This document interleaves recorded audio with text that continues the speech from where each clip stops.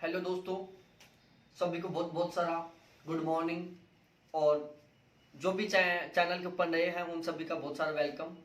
ठीक है, तो देखो, जो नेट जेआरएफ का फर्स्ट पेपर है उसमें हमारी 2 यूनिट कंप्लीट हो चुकी है, एक टीचिंग एप्टीट्यूड, एक रिसर्च एप्टीट्यूड।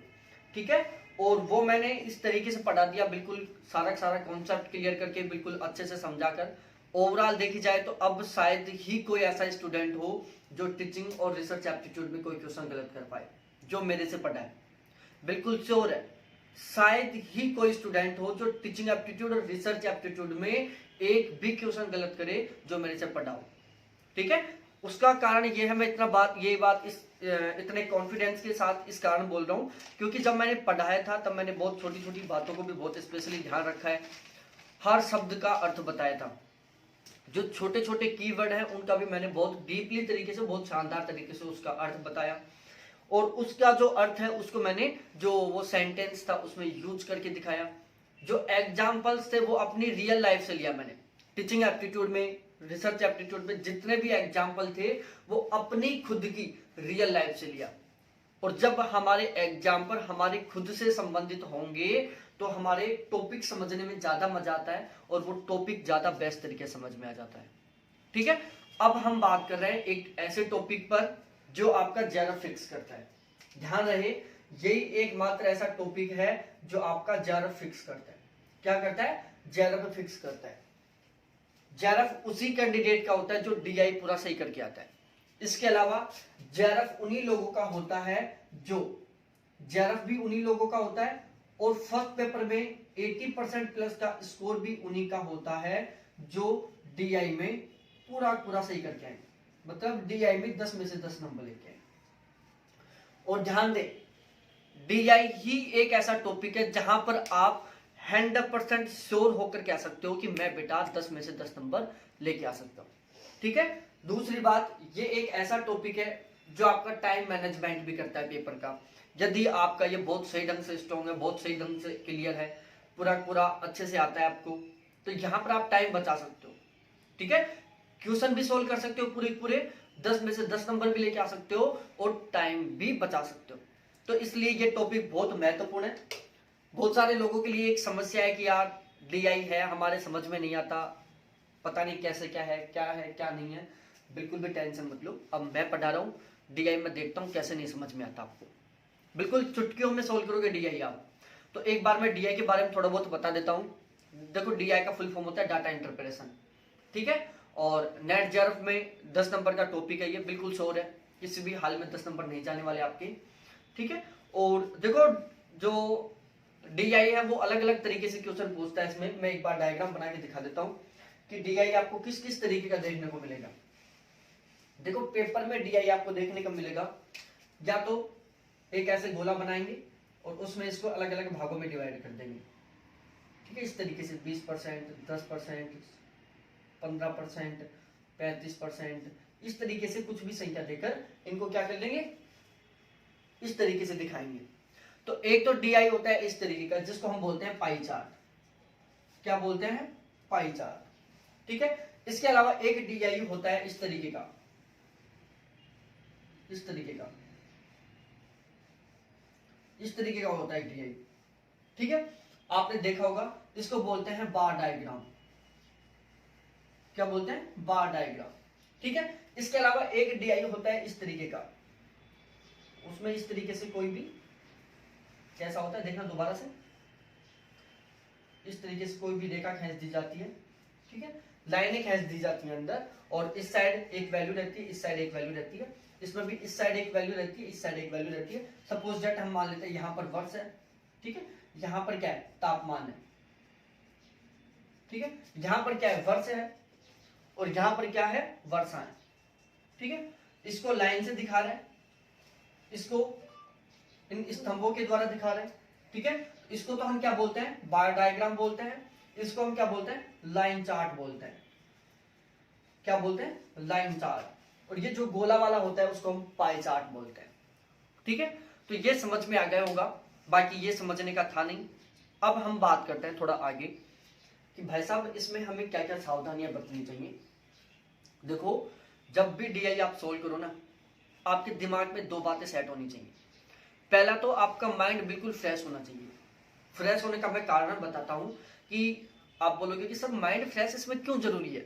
तो देखो ध्यान से, ये हमारे पास टेबल है और हम इस टेबल को जोड़ रहे हैं। ये जो 32 इंच वाली टेबल है उसको हम इन नंबरों को आपस में टोटल कर रहे हैं। आपका माइंड बिल्कुल फ्रेश नहीं है, माइंड डाइवर्ट हो रहा है, तो हो सकता है आप इनको जोड़ने में मिस्टेक कर दो। ठीक है, और ये एक ऐसी मिस्टेक है जो बाद में आपको पता चलेगी ना कि यार मैंने गलत जोड़ दिया था। भाई साहब रियल बता रहा हूं, बहुत जबरदस्त तरीके का दुख होता है कि मैंने एक ऐसी छोटी सी गलती कर दी जिसकी वजह से मेरा ये आंसर गलत हो गया। ठीक है, देखो मैं बताता हूं यहाँ पर हमारे साथ समस्या क्या क्या होती है। हमारा माइंड फ्रेश नहीं होता, पूरा डेडिकेशन नहीं होता, हमारा चित्त शांत नहीं होता। उसकी वजह से क्या होता है मैं समझाता हूं आपको, एक बार ध्यान से सुनना। जब हम DI को सपोज दैट इन्हीं नंबरों को जोड़ रहे हैं, ठीक है, इन नंबरों को हम जोड़ रहे हैं, ठीक है, हमने जोड़ा और जोड़ में हमारे से मिस्टेक हो गई, ये हमारे आए सपोज दैट 1200 आए। ठीक है, जबकि आने कितने चाहिए थे, 1300 आने चाहिए थे। हमने ये क्वेश्चन सोल्व किया। अब भाई साहब हमने क्वेश्चन सोल्व किया, 1.5 मिनट का टाइम लगाया क्वेश्चन को सोल्व करने में, बहुत फास्ट तरीके से सोल्व किया। बाद में क्या हुआ कि जब हम क्वेश्चन का आंसर निकाले तो भाई साहब जो हमारा आंसर था ना वो ऑप्शन से मैच नहीं हुआ। 4 ऑप्शन थे क्वेश्चनों में, चारों से मैच नहीं हुआ।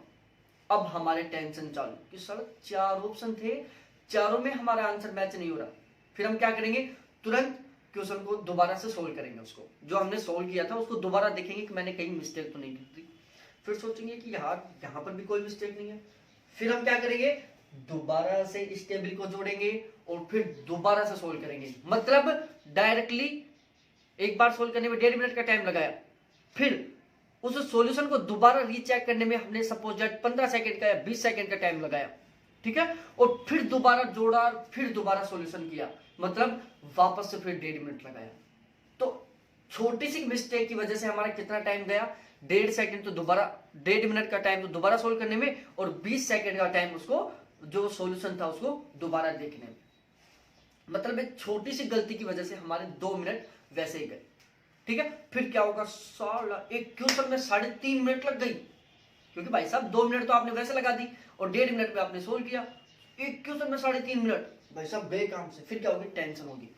टेंशन होगी तो क्या करोगे आप, जल्दी जल्दी जोड़ोगे, कहीं गलत जुड़ रहा है, कहीं क्या हो रहा है। लास्ट में क्या सोचोगे कि यार DI तो कॉम्प्लिकेट है, ये हमारे नहीं बैठ पाएगा। फिर लोगे आप क्वेश्चन नंबर 41, जय हनुमान जी महाराज तेरी तरफ से B। फिर क्वेश्चन नंबर 42, जय गणेश जी महाराज तेरी तरफ से C। फिर क्वेश्चन नंबर 44, जय जो भी महाराज है शिव भगवान आपकी तरफ से D। ध्यान रखना, आपके भरोसे कर रहा हूं मैं, आपका नाम लेकर कर रहा हूं। और हर ऑप्शन के साथ आप प्रसाद और बोलोगे कि आपको मैं 11 रुपए का, 21 रुपए का, 51 रुपए का प्रसाद बोल दूंगा, चढ़ा के आ जाऊंगा आज शाम को ही। जैसे आंसर की आएगी तुरंत मैं आपको प्रसाद चढ़ा दूंगा। ये क्वेश्चन मेरा सही होना चाहिए और आपको प्रूफ लेकर, आपकी वजह से मैं आपको ध्यान में रखते हुए ऑप्शन बी कर रहा हूं, यहाँ पर ऑप्शन सी कर रहा हूं। अब भाई साहब हनुमान जी महाराज क्या करेंगे, गणेश जी महाराज क्या करेंगे जब आपने कैलकुलेशन गलत कर दी।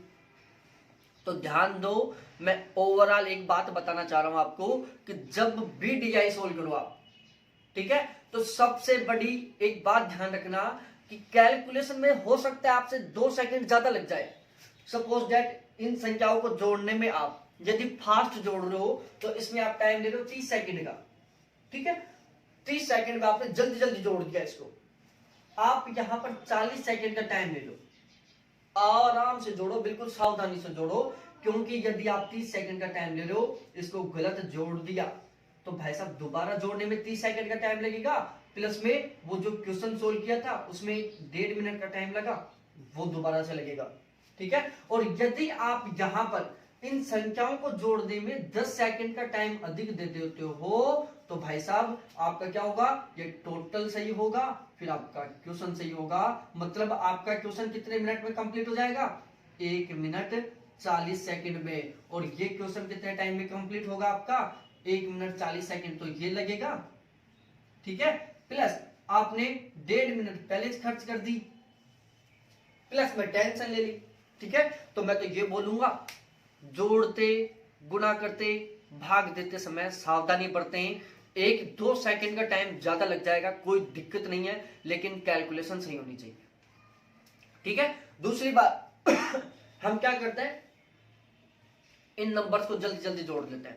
ठीक है, जोड़ लिया, फिर हमारे डर घुसता है कि शायद यार मैंने गलत तो नहीं जोड़ लिया, फिर हम उसको दोबारा जोड़ के देखते हैं। अरे भाई साहब, 2 बार टाइम क्यों खराब कर रहे हो, एक बार ही जोड़ो, बिल्कुल सावधानी से जोड़ो, धीरे धीरे जोड़ो।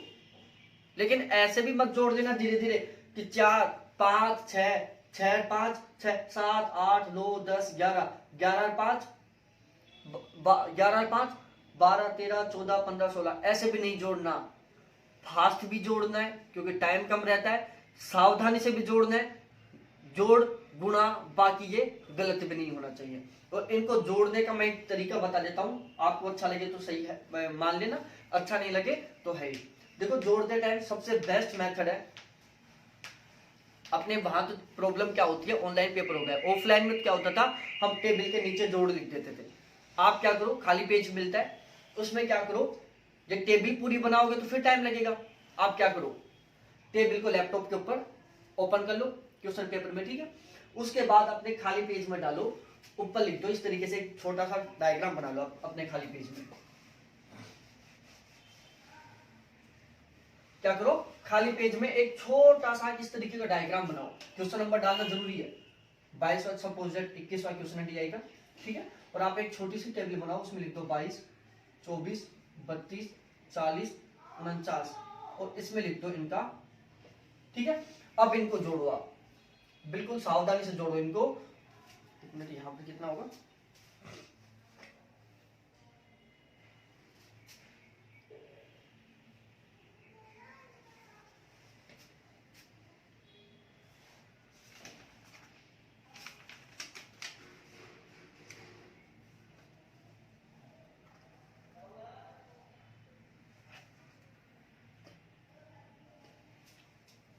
ठीक है, ये 100 है, यहाँ पर अभी मेरे सब गलती हो जाती है, 115 100 160, ठीक है। तो आपको क्या करना है, अब इनको जोड़ लो और इसके नीचे लिख दो कि भाई साहब 22 इंच का टोटल 2400 आ रहा है, इसका 2300 आ रहा है, इसका 2200 आ रहा है, इसको 1100 आ रहा है, इसका 1900 आ रहा है। इस तरीके से खाली पेज में लिख दो, इससे आपको दोबारा टोटल करने में दिक्कत नहीं होगी। दूसरी बात, हम क्या करते हैं पेपर में, सबसे बड़ी मिस्टेक, पेपर में हम सबसे बड़ी मिस्टेक करते हैं, जैसे क्वेश्चन सोल्व कर रहे हैं, तो आप जब क्वेश्चन सोल्व करो ना, तो जब रफ पेज में आप जो काम कर रहे हो ना, उसको थोड़ा सा साफ हैंड राइटिंग में करो, क्योंकि डीआई में क्या होता है, सपोज दैट हमने 22 इंच को जोड़ा, ठीक है, और इससे टोटल नंबर आए कितने, 2400, और हमने जल्दी जल्दी करके पता नहीं 2400 कहां लिख दिया, ठीक है। वैसे ही किसी खाली पेज पे, ये खाली पेज था, इसके इस कॉर्नर में सोल्व कर लिया, उसके बाद हम इसको, ये पेज भर गया, उसके बाद यहां पर सोल्व करने लग गए। अब 5वें क्वेश्चन में वापस जरूरत पड़ गई किसकी, 22 इंच के मान की, कि 22 इंच का टोटल मान कितना था।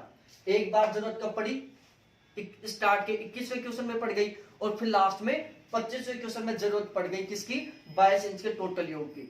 अब हमने भाई साहब साफ हैंड राइटिंग में नहीं लिखा कि भाई साहब इसका योग, फिर हम क्या करेंगे, उस पन्ने को पलट के देखेंगे, कभी कहां देखेंगे कभी कहां देखेंगे। तो ये थोड़ा सा सावधानी से बरतो, ये चीजें क्या है, हमारा टाइम बचाती हैं, हमारी टेंशन को रोकती हैं, ठीक है।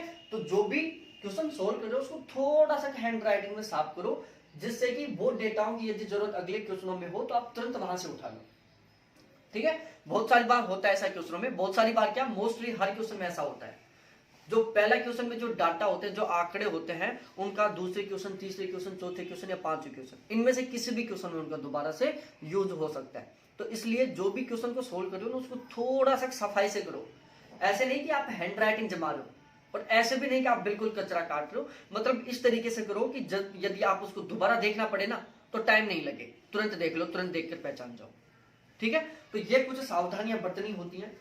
इसके अलावा मैं एक छोटा सा कॉन्सेप्ट और समझा देता हूं आपको इसके बारे में, ठीक है। देखो कॉन्सेप्ट क्या होता है, यहां पर कुछ भी नहीं है, कॉन्सेप्ट थोड़ी सी छोटी सी बात है। देखो एक होता है प्रतिशत, ठीक है। अब मैं बताता हूं, कॉमन सी बात है। हाँ, एक बात और ध्यान रखो, इससे पहले मैं बता देता हूं, जो डीआई में क्वेश्चन पूछे जाते हैं ना, वो कहां कहां से पूछे जाते हैं, ये ध्यान से सुनो। डीआई में क्वेश्चन या तो परसेंट से पूछा जाता है, या प्रॉफिट एंड लॉस से पूछा जाता है, या रेशियो कॉर्पोरेशन से पूछा जाता है, या कहां से पूछा जाएगा, बस यहीं से पूछा जाता है, या कमी या वृद्धि से पूछा जाता है। या तो औसत से पूछेगा, या प्रतिशत से पूछेगा, या लाभ हानि से पूछेगा, या फिर अनुपात समानुपात से पूछेगा, यहीं से क्वेश्चन पूछता है, इसके अलावा यहाँ पर इसके अलावा इसमें और कहीं से क्वेश्चन नहीं पूछता। तो ये भी एक बहुत प्यारी सी बात है हमारे लिए कि हमें पूरा डीआई में बहुत सारी चीजें नहीं पढ़नी। ये 3-4 अभी मैंने चार्ट बताए थे, ये मैं अलग अलग समझा दूंगा, सारे के सारे अलग अलग रेशियो में भी समझा दूंगा। 1% का क्वेश्चन भी, एक प्रॉफिट लॉस का भी, एक अनुपात समानुपात का भी। ओवरऑल मैं सारे टॉपिकों को इंक्लूड करते हुए बहुत शानदार तरीके से पढ़ा दूंगा। कोई भी दिक्कत हो फिर मेरे से पूछ लो, ठीक है। और पेड बैच ज्वाइन नहीं किया तो पेड बैच ज्वाइन कर लो, 7891350470, ये मेरे बैच ज्वाइन करने के लिए कॉन्टैक्ट नंबर, ठीक है। अब देखो कुछ संख्याएं ऐसी लिखी होती है 23% और एक लिखी होती है 2300 मान लो। एक जगह लिखी हुई है 23%, एक जगह लिखा हुआ है 2300। इस संख्या को आपको क्या करना है, प्रतिशत से हटाना है। तो ध्यान रखो, यदि आपको परसेंट से हटाना है तो परसेंट की जगह क्या करो, गुणा में 100 टेक दो, ठीक है। और यदि किसी संख्या को परसेंट में बदलना है तो उस संख्या के नीचे 100 का भाग दे दो। क्यों? क्योंकि परसेंट का मान कितना होता है, 100 होता है। कितना होता है? परसेंट का मान 100 होता है। तो कोई भी संख्या जैसे 45 है, 45%, आप इसको संख्या में बदलना चाहते हो तो 45 गुना 100 कर दो। 54% है तो 54 को प्रतिशत को यदि 100 में बदलना चाहते हो, संख्या में बदलना चाहते हो तो 54 को 100 से गुना कर दो। 64% है, यदि आप इसको संख्या में बदलना चाहते हो तो 64 मल्टीप्लाई 100 कर दो। यदि आपके पास 2400 संख्या है, इसको आप प्रतिशत में बदलना चाहते हो तो डिवाइड बाई 100 कर दो, 24% हो जाएगा। यदि आपके पास 4800 संख्या है, 4850 है सपोज, 4850 है, इसको आप परसेंट में बदलना चाहते हो, 100 से भाग दे दो, सिंपल सी बात है, 48.50 आ जाएगा। तो ये एक छोटा सा कॉन्सेप्ट था जो हमें समझना जरूरी था। अब हम क्वेश्चन सोल्व करते हैं डीआई का, ठीक है। जो सावधानियां थी जो हमें यूज करनी चाहिए वो मैं सारी बता दिया, ठीक है। और देखो एक चीज और ध्यान में रखना, जब हम क्वेश्चन सोल्व करेंगे वहां पर भी मैं बता दूंगा आपको, लेकिन यहां पर भी मैं बता देता हूं। देखो यदि कोई भी संख्या हो, प्रतिशत में क्वेश्चन हो, यदि परसेंट में क्वेश्चन हो, और यदि कोई भी क्वेश्चन का मान निकलवा रहा हो ना तो उसको ऊपर सेट कर दो और जिसके आधार पर निकलवा रहा है उसको नीचे सेट कर दो। इस लाइन को या तो आप समझ लो या स्किप कर दो, जब क्वेश्चन आएगा तो वहां पर मैं उसको विद प्रूफ समझा दूंगा आपको, ठीक है। अब हम क्वेश्चन लेके आए हैं, ठीक है। पहला क्वेश्चन है, ये हमारे पास एक चार्ट है जिसमें यहां पर हमने लिख रखा है कि एलईडी टीवी का आकार इंच में, और जब आप क्वेश्चन पढ़ोगे ना तो इस टेबल के जस्ट ऊपर 2-3 लाइन लिखी हुई होती है। जो टेबल होती है इस टेबल के जस्ट ऊपर 2-3 लाइनें लिखी हुई होती है, और हम क्या करते हैं, खुद ज्यादा चतर बनते हैं, और ज्यादा चतर बन के क्या करते हैं, अपन सोचते हैं कि यार ये लाइन किस काम की है, इसी टेबल को पढ़ लेते हैं और उस लाइनों को मिस कर देते हैं। और भाई साहब उन लाइनों में बहुत प्यारी प्यारी बातें लिखी होती है। तो कभी भी आप डीआई सोल्व करो, सबसे पहले जो ऊपर की लाइनें हैं उनको पढ़ो, क्योंकि वहां पर लिखा होता है कि भाई साहब जो ये वैल्यू है वो केवल संख्या में है, हजार में है, लाख में है, करोड़ में है, क्या है भाई साहब। इस वो जो 4 लाइनें होती है ना वो बताती है कि भाई साहब इस क्वेश्चन का मतलब क्या है, ये टेबल है वो किस पर आधारित है, यहाँ पर ये संख्याएं क्या है, यहाँ पर ये जो संख्या लिखी हुई ये क्या है, ये जो बीच बीच में संख्या लिखी हुई है इनका मान हजार में है, लाख में है, करोड़ में है, या इकाई में है, किस में है, ठीक है। तो हमें जो ऊपर की लाइनें होती है उनको भी पढ़ना चाहिए। अब ये था हमारा टेबल एक। अब इस टेबल के जस्ट ऊपर कुछ लाइनें लिखी हुई थी जो मैं आपको पढ़ के बता देता हूँ डायरेक्ट किताब से, और जो मैं क्वेश्चन सोल्व करवा रहा हूँ 2019 के पेपर के क्वेश्चन सोल्व करवा रहा हूँ, ठीक है। देखो लाइनें लिखी हुई थी, ध्यान से सुनना एक बार, कि निम्नलिखित तालिका में वर्ष 2012 से 2018 तक पिछले 7 वर्षों के दौरान किसी कंपनी द्वारा बेचे गए विभिन्न आकार के एलईडी टेलीविजन सेट की संख्या लाख में दिखाई गई है। मैंने लाख यहां लिख दिया, तो ये जो संख्या है वो किसमें, लाख में, ठीक है। और यहां पर एक लाइन और लिखी हुई थी कि विभिन्न टेलीविजन सेट, किसी कंपनी के विभिन्न टेलीविजन सेट, तो यहां पर लिखा हुआ है टेबल में एलईडी टीवी का आकार इंच में, ये क्या है, विभिन्न टेलीविजन सेट है। ये 22 इंच की टीवी के बारे में, ये 24 इंच की टीवी के बारे में, ये 32 इंच की टीवी के बारे में, ये 40 इंच की टीवी के बारे में, ये 49 इंच की टीवी के बारे में, ठीक है। विभिन्न वर्ष, ये 2012 का आंकड़ा है, 2013 का आंकड़ा है, 2014 का आंकड़ा है, 2015 का आंकड़ा है, 2016 का आंकड़ा है, 2017 का आंकड़ा है और ये 2018 का आंकड़ा है। ठीक है, तो इसलिए हमें ये ऊपर की टेबल पढ़नी चाहिए। अब हमने ऊपर की लाइनें पढ़ ली, टेबल को पढ़ लिया एक बार सरसरी नजर से, देख लिया भाई साहब ये है ज्ञान। ठीक है, अब हम क्या करेंगे, क्वेश्चन को सोल्व करना स्टार्ट करेंगे।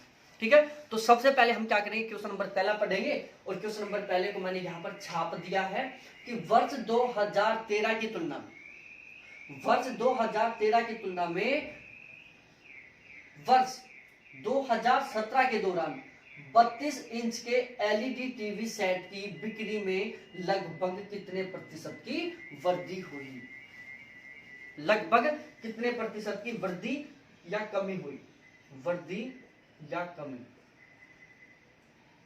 ठीक है, अब देखो मैथ का एक रूल है, जब भी मैं सोल्व करवाता हूं तब बताता जाता हूं, क्वेश्चन को पढ़ते जाओ सोल्व करते जाओ, क्वेश्चन को पढ़ते जाओ सोल्व करते जाओ। अब हम पढ़ते हैं वर्ष 2013 की तुलना में,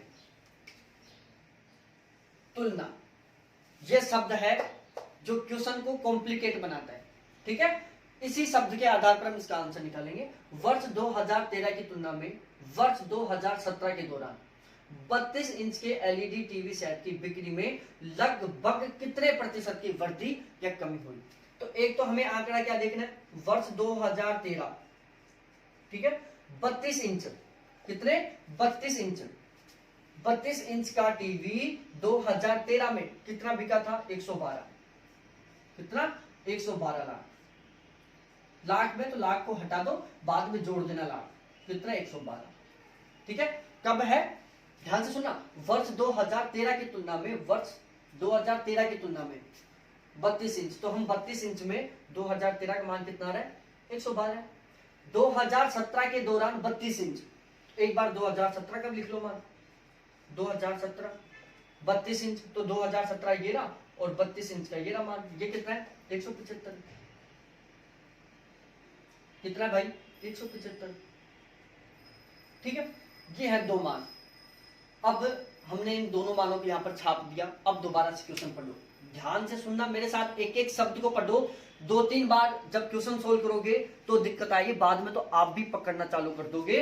वर्ष 2013 की तुलना में, मतलब 2013 से तुलना कर रहे हैं किसकी, 2017 की।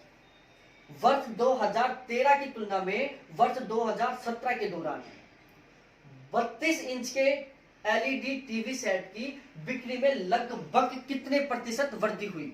तो दोबारा से ध्यान से सुनो क्वेश्चन, वर्ष 2013 की तुलना में वर्ष 2017 के दौरान 32 इंच के एलईडी टीवी सेट की बिक्री में लगभग कितने प्रतिशत की वृद्धि हुई। तो किसकी तुलना कर रहा है, 2013 से तुलना कर रहा है, और निकलवाना किसकी रहा है, 2017 की पूछ रहा है। 2013 से तुलना करके 2017 का मान निकलवा रहा है। तो मैंने अभी क्या बात बोली कि जिसका मान निकालना है उसको परसेंट में ऊपर सेट करेंगे, और जिसके आधार पर निकलवा रहा है उसके मान को नीचे सेट करेंगे। तो दिमाग में फॉर्मेट कर लो कि भाई साहब हम 2017 के मान को ऊपर सेट करेंगे और 2013 के मान को नीचे सेट करेंगे। ठीक है, क्योंकि 2013 की तुलना में, वर्ष 2013 की तुलना में, तुलना किससे करेंगे हम, नीचे वाले पद से। ठीक है, अब भाई साहब सेट की बिक्री में लगभग कितने प्रतिशत की कमी या वृद्धि हुई। ठीक है, ये दो संख्याएं थी, इन दोनों संख्याओं में वृद्धि या कमी पूछ रहा है वो। ध्यान से क्वेश्चन देखना, ये जो 2017 है वो मान नहीं लिखेंगे यहां पर, मैंने एक समझाया था आपको। अब क्वेश्चन को पढ़ो, वर्ष 2013 की तुलना में वर्ष 2017 के दौरान 32 इंच के एलईडी टीवी सेट की बिक्री में लगभग कितने प्रतिशत की कमी या वृद्धि हुई। तो यहां पर क्वेश्चन पूछ रहा है कि भाई साहब 2013 और 2017 दोनों की जो एलईडी टीवी थी उसकी वृद्धि, उसकी बिक्री, वर्ष 2013 और वर्ष 2017 में जो एलईडी टीवी थी उसकी बिक्री में 2013 की तुलना में कितनी कमी हुई या कितनी वृद्धि हुई। तो हमें क्या करना है, दोनों के बीच का अंतर पूछ रहा है वो किसकी तुलना में पूछ रहा है, 2013 की तुलना में। ठीक है, किस किस का अंतर पूछ रहा है, 2013 और 2017 के बीच में जो टीवी बिकी थी उसका अंतर पूछ रहा है, जो भी 2013 की तुलना में। तो हम सिंपल सा बात है भाई साहब, तो अंतर निकालेंगे दोनों के बीच का। 175 में से 112 कम कर दो, कितना बचा? कितना बचेगा भाई साहब? कितना बच रहा है जल्दी से बताओ आप। देखो मैं बता रहा हूं, हर बार क्वेश्चन में टाइम ज्यादा लगा दो, लेकिन जो उसका मैथमेटिकल का जो कैलकुलेशन है ना, उसको कभी गलत मत कर देना, बस ये ध्यान रखना। मैथमेटिकल काउंटिंग आपकी कभी गलत नहीं होनी चाहिए। अब हम इसको देखते हैं। देखो 5 में से 2 गए, 3 बचे, ठीक है। 7 में से 1 गए, 6 बचा, ठीक है। एक बार कैलकुलेशन करो लेकिन सही होनी चाहिए। कितना आ गया? 63 आ गया। नीचे किसका मान है? 2013 का, कितना? 112 मल्टीप्लाई 100, क्योंकि प्रतिशत में पूछा है, तो प्रतिशत के लिए मैंने अभी बताया था 100। अब इसको सोल्व कर लो, और हमारा जब इसको सोल्व करेंगे तो हमारा आंसर बिल्कुल सही आएगा, जो आंसर आएगा वो, ठीक है। तो मैं इसको एक बार सोल्व भी करके दिखा देता हूं। देखो ऐसे क्वेश्चन हो ना, तो एक बार इसको फॉर्मेट में देख लिया करो कि हम इसको ऐसे की ऐसे ही सोल्व करें या इसमें कुछ काटा फांसी करें। इसको हम चाहे तो काट सकते हैं 2 से, 112 को 2 से काट सकते हैं, कितना आ जाएगा? कितना आ जाएगा? 66 आ जाएगा, ठीक है ना। 66 2 नहीं, 112 है ना, 106, एक मिनट, 63 आएगा, 6 और 12 61, सॉरी 61 आएगा, 61 2 2। और ऐसे कर लो, 112 डिवाइड बाई 2 5 1 6, 56 आएगा। कितना आएगा? 56 आएगा। यहाँ पर 56 आ जाएगा, यहाँ पर 50 आ जाएगा, 2 से काट दिया तब। अब 50 को 63 से गुणा, फिर गुणा करने में दिक्कत आएगी, तो इसलिए सीधा कर लो ना भाई साहब। 63 गुणा 100 बराबर कितना हो गया? 6300, ठीक है। और 6300 में भाग दे दो किसका? 112 का, ठीक है। और 63 में 100 में जब 112 का भाग दोगे तो देखो कितना मान आएगा भाई साहब? 5 का भाग जाएगा सबसे पहले, 5 दूनी 10, 1 बच रहा है, 5 1 6, फिर 0 हासिल बच गई, और 5 कम 5। अब इसको लेस कर लो, 0 13 में से 6 गए तो 7, 7 और 6 13 होते हैं, यहाँ पर 0, यहाँ पर आ जाएगा क्या? ऊपर से हासिल उतार ली हमने, ठीक है। अब 700 में 112 का भाग देंगे तो कितने बार जाएगा? 6 बार, 6 दूनी 12, 1 6 कम 6 1 7 और 6, 672 आ गए। फिर इसको लेस कर लो, कितना आएगा? 8, 9 में से 7 गए तो 2, फिर लगा दो यहाँ पर पॉइंट, और फिर उतार दो एक संख्या, और अब इसको भाग दे लो तो ये जाएगा कितनी बार? 2 बार, क्योंकि 200 कितना होगा? 24 होगा, ठीक है। तो इस तरीके से हमारा आंसर कितना आया? 56.2। कितना आया? 56.2। समझ में आ गया होगा बहुत शानदार तरीके से ये क्वेश्चन। दूसरा क्वेश्चन उठाते हैं हम, ठीक है।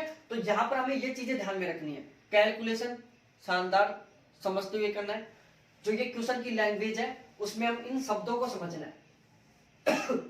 मतलब ध्यान रखना, जिससे तुलना करवा रहे हैं ना, यदि मैं आपसे मेरी तुलना करवाऊं, यदि मैं कह दूं कि आप मेरे से अपनी तुलना करो, तो आप क्या करोगे? मेरे को आधार में मानोगे, मेरे को नीचे मानोगे, और फिर अपनी तुलना करोगे। देखो सर में ये क्वालिटी है, हम में ये नहीं है, सर में ये क्वालिटी है, हम में ये क्वालिटी है, सर में ये क्वालिटी नहीं है, ये हम में एक्स्ट्रा क्वालिटी है। तो मेरे को आधार मानोगे, और मेरे को आधार मानकर क्या करोगे? अपने आप से तुलना करोगे, ठीक है। क्या करोगे? अपने आप से तुलना करोगे। तो ये चीज रखनी है। यदि तुलना में ये शब्द आ जाए ना, और उससे आगे जो संख्या है, बस ये फॉर्मेट ध्यान रख लो, तुलना में से आगे जो संख्या है वो सदैव नीचे रहेगी, और बाकी की संख्या ऊपर रहेगी। ये नीचे कर दिया, वो ऊपर कर दिया, ठीक है। तो ये था हमारा पहला क्वेश्चन। उसके बाद दूसरा क्वेश्चन लेके आया हूं मैं,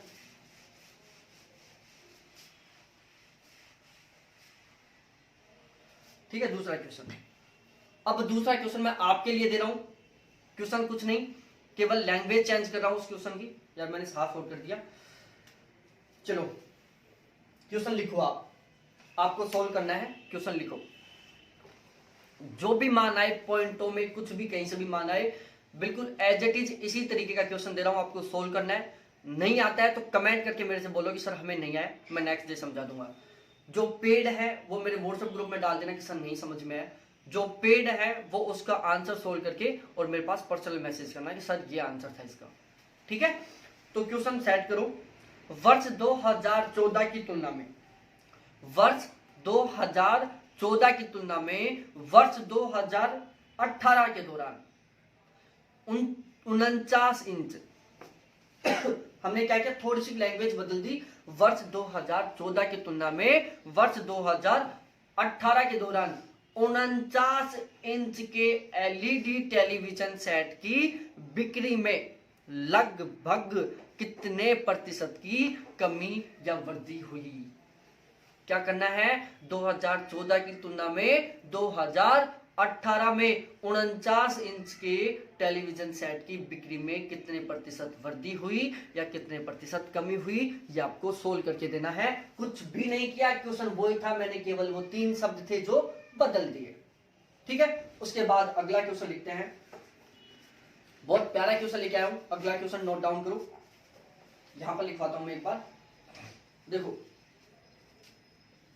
दूसरा क्वेश्चन, सभी सात वर्षों की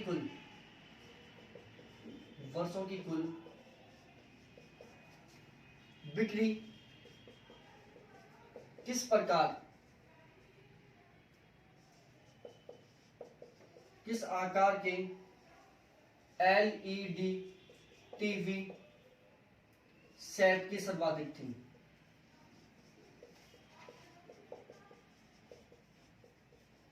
दोबारा इस क्वेश्चन को पढ़ लो एक बार कि सभी 7 वर्षों की कुल बिक्री किस आकार के एलईडी टीवी सेट की सर्वाधिक थी।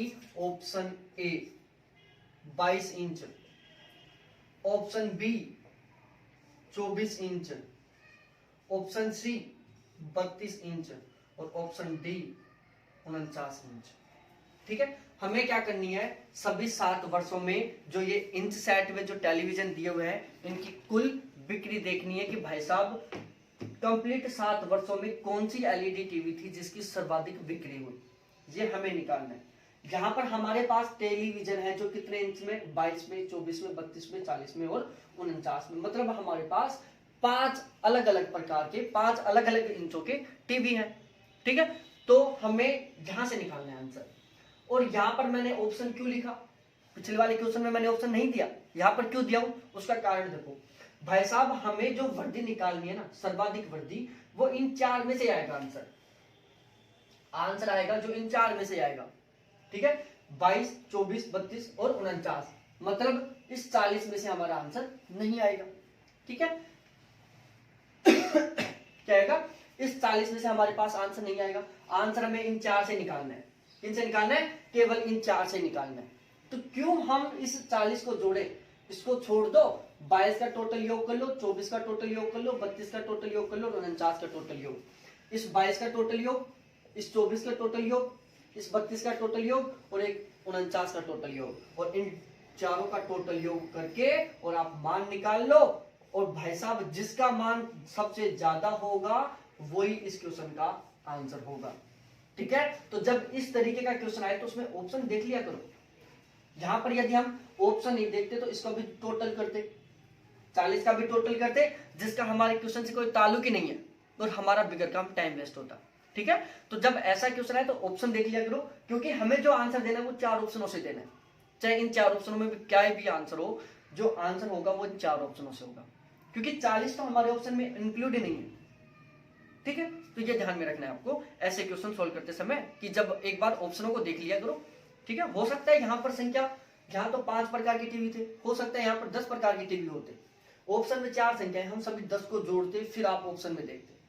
क्यों 6 को जोड़ रहे हो आप एक्स्ट्रा में, आप डायरेक्टली 4 को जोड़ो जो जो ऑप्शन में, और वहां से आप आंसर का अनुमान लगा लो जो भी आपका आंसर बन रहा है। ठीक है, तो ये थी एक सिंपल सी बात। उसके बाद हम नेक्स्ट क्वेश्चन पर चलते हैं, और एक बार कमेंट करके जरूर बताना भाई साहब, क्योंकि मेरा टारगेट है कि यहां से आपका एक भी क्वेश्चन गलत नहीं हो। क्या हो, एक भी क्वेश्चन गलत नहीं हो। समझ में आ रहा है या नहीं आ रहा है ये भी एक बार कमेंट करके बताना, क्योंकि जब तक आप मेरे को रेस्पॉन्स फीडबैक नहीं दोगे ना कि सर हमें समझ में नहीं आ रहा है, सर हमें समझ में आ रहा है, तब तक मेरे को पता कैसे चलेगा कि आपको समझ में नहीं आ रहा। तो एक बार आप जरूर फीडबैक देना मेरे को प्लीज। ठीक है, उसके बाद अगला क्वेश्चन, मैं ये क्वेश्चन क्यों करवा रहा हूं आपको, वरना ये तो टोटल योग वाले तो खुद भी कर सकते थे, लेकिन वो 4 ऑप्शन वाला सिस्टम था, वो बताने के लिए मैंने ये सोल्व करवाया। अगला क्वेश्चन देखो, वर्ष 2013 और 2018 में बेचे गए 40 इंच के टीवी, 40 इंच के टेलीविजन सेट मतलब टीवी की संख्या में कितना अंतर है। ठीक है, अब मैं यहां पर चारों ऑप्शन नहीं दिखाऊंगा आपको, उसका कारण है क्योंकि भाई साहब हमें तो सीधा मान दे दिया कि 2013 में कुल कितने टीवी बेचे गए, 40 इंच के, किसके, 40 इंच के। तो 40 इंच हमारे पास ये 2013 में 40 इंच के टीवी कितने बिके थे, 94। ठीक है, वहीं देखो 2018 में 40 इंच के कितने टीवी बिके, तो 2018 में 40 इंच के टीवी बिके कितने, 110, कितने, 110। ठीक है, दोनों में अंतर देखना है कि दोनों में कितना अंतर है, तो 110 में से यदि हम 94 निकालेंगे तो कितना आएगा, 16 आएगा। ठीक है, और यह संख्या किसमें, लाख में। तो आप ऑप्शन में देख लेना कि जो आपका ऑप्शन में जो संख्या है वो लाख में या हजार में। अब मैं बता देता हूं, यदि suppose that option A, option B, option D, option A हो 16, बी हो 13, डी हो 14 और ई हो 15। एक तो इस तरीके से ऑप्शन हो, एक इस तरीके से ऑप्शन हो। यहां पर लाख ही लिख देता हूं मैं, 16 लाख, 13 लाख, 14 लाख, 15 लाख। तो टेंशन मत लेना, यदि इस तरीके से चारों के चारों ऑप्शन हो तो ये 16 आएगा, यदि इस तरीके से चार ऑप्शन हो तो ये 16 लाख आएंगे। ठीक है, क्योंकि यहां पर मैंने संख्या लिखी थी कि जो ये संख्या है वो किसमें, लाख में। तो ये एक छोटा सा कॉन्सेप्ट था जो आपको समझ में आ गया होगा। ठीक है, तो इस क्वेश्चन में कुछ नहीं था समझने का, सिंपल सी बातें थी जो मैंने आपको समझा दी। उसके बाद अगला क्वेश्चन लेते हैं हम। देखो चौथा क्वेश्चन, सभी 7 वर्षों में 49 इंच आकार के टेलीविजन सेट की कुल बिक्री कितनी है। बिल्कुल सिंपल सा क्वेश्चन है। यहां पर क्या पूछा है कि भाई साहब सभी 7 वर्षों में मतलब टोटल 7 वर्षों में 49 इंच आकार के टेलीविजन की कुल बिक्री कितनी है। तो हम इसको जोड़ देंगे और इसके जोड़ से टोटल जो मान आएगा वो क्या होगा, हमारा आंसर होगा। ध्यान रखना, जोड़ते समय सावधानी बरतनी है और सही जोड़ करना है, वरना दुख पाओगे, फिर ऐसे करोगे कि यार काश मैं वो कैलकुलेशन सही कर लेता तो आज मेरा जरफ हो जाता। तो हमें ये शब्द नहीं बोलने हैं। ठीक है, तो हमें थोड़ा सा टाइम का अंतर होता है, ज्यादा अंतर होता नहीं है कि चलो भाई आप बहुत जल्दी सोल्व करोगे तो आपको उसको 30 सेकंड में सोल्व कर लो। ठीक है, और आप बहुत सावधानी से और सही स्पीड से सोल्व कर रहे हो तो उसको मैं आपको 1.5 मिनट का टाइम लग रहा है, ऐसा कभी नहीं होता। आप जल्दी सोल्व करोगे तो 30 सेकंड का टाइम लग रहा है, उसको थोड़ा सा सावधानी से सही ढंग से सोल्व करोगे तो मैक्सिमम 40 सेकंड का टाइम लगेगा, केवल 10 सेकंड का अंतर पड़ेगा, इससे बड़ा अंतर नहीं होगा। और ये 10 सेकंड की वैल्यू कितनी रहेगी आपके लिए, आपको तब पता चलेगा जब आपका फिक्स नंबर से जरफ होगा। ठीक है, या फिर आप जब पॉइंटों से रह जाओगे, केवल इस क्वेश्चन के गलत होने की वजह से रह जाओगे आप, फिर पता चलेगा कि भाई साहब एक 10 सेकंड की वैल्यू कितनी होती है। ठीक है, उसके बाद लास्ट क्वेश्चन है, बिल्कुल सिंपल सा क्वेश्चन है, वो भी इसी तरीके का एक क्वेश्चन है। ठीक है, और फिर इसी के साथ हमारी आज की क्लास का ड्राई एंड होता है। सभी 7 वर्षों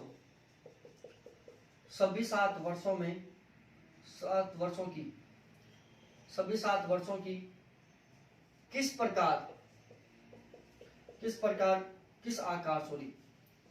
किस आकार के एलईडी टीवी सेट की कुल बिक्री